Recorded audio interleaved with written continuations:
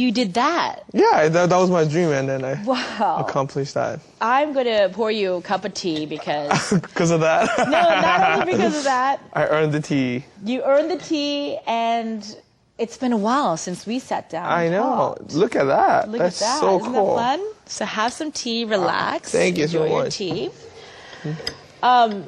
What I want to recognize is basically Heejun not only he wasn't out there in American Idol to become famous for himself, but really in reality to help this group, this organization, this nonprofit organization. Is it kids? Are they kids or what? We have age around 8 to 30.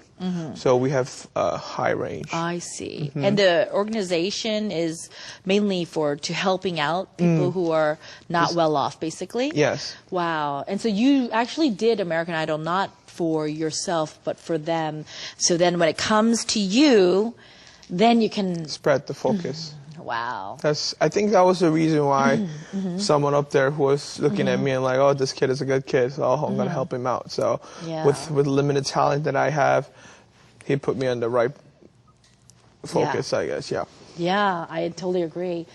I mean, right now, when I'm talking to you, I feel a little bit, warm in my heart, warm all over me, and I feel like any time, tears are going to come out because I'm ever so proud of you, and I'm so proud that you're a Korean citizen or U.S.? Tell us. I'm a Korean citizen. You're a Korean citizen, so you are a true-blooded Korean, out there in America, shining for, not only the people you want to help, but also for, us Koreans as well, too. Yeah, as a Korean, and my first language is Korean, I lived in Korea for 12 years.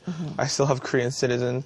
I still eat pap and kimchi every day, morning, breakfast, lunch, dinner. And I felt like it was like a literally Olympic game, like I prepared myself as not only as a singer who's trying out for audition, but as a Korean person who's going out there to represent Korea. So this is a funny story because we had to sign up an application, and they asked my name, and I put Dante because that's my English name. Yeah, everyone, because I remember you as Dante. And I scratched it out, and then I said, you know what? I'm Korean.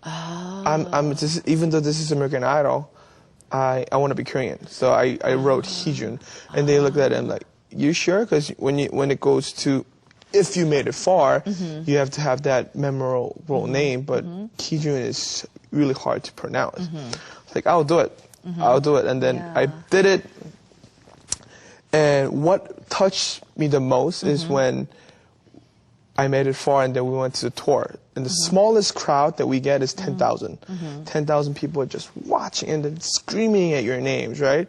They're yelling Heejun. They're yelling Heejun. The pure non-Korean people who lives in Texas, Louisiana, who never heard about like Korean singer will come up to me and then be like, Heejun. Like they can't pronounce it right, but they'll say Heejun. You know, it's for them it's Korean. So it's a Korean word. If they come up to me and be like, David, John, it would have touched me. But they always came up to me and said, Heejun. That touched me. So your Korean name, your birth name.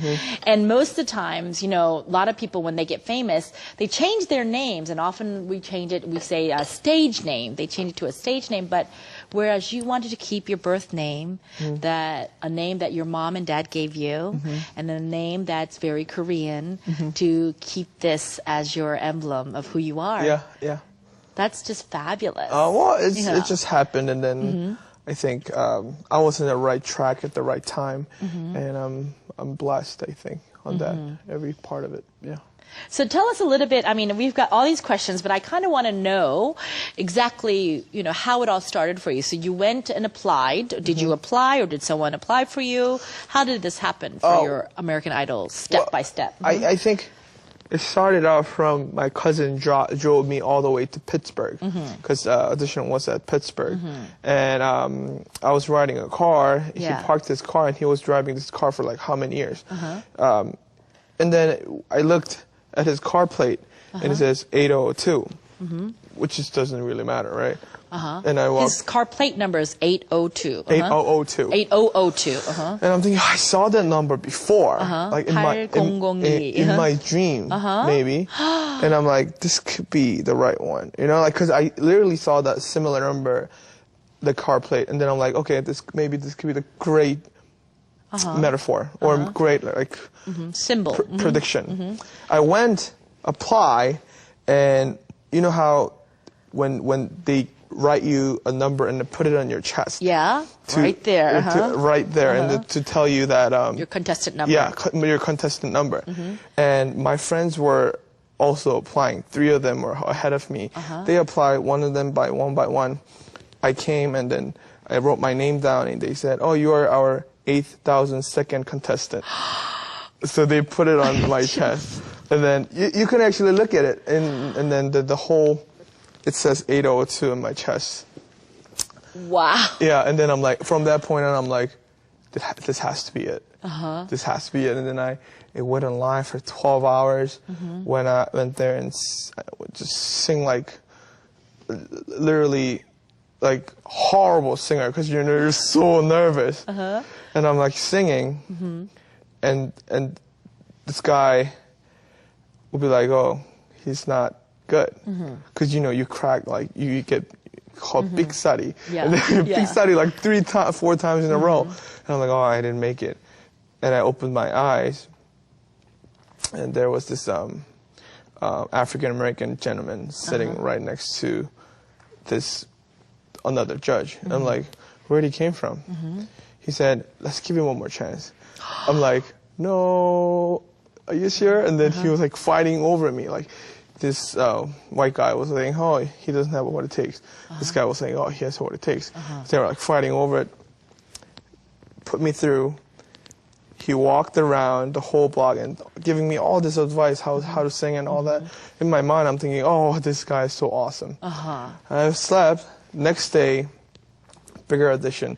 So it became 10,000 to like 300 people.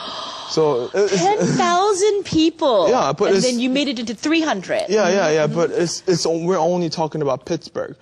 So and they have like 7 different cities just like that. So I don't know how many numbers. Just one state. Oh my goodness. And I'm like, okay, 300 people, so it's good. And I walked in, and in this big room, 5 judges were there.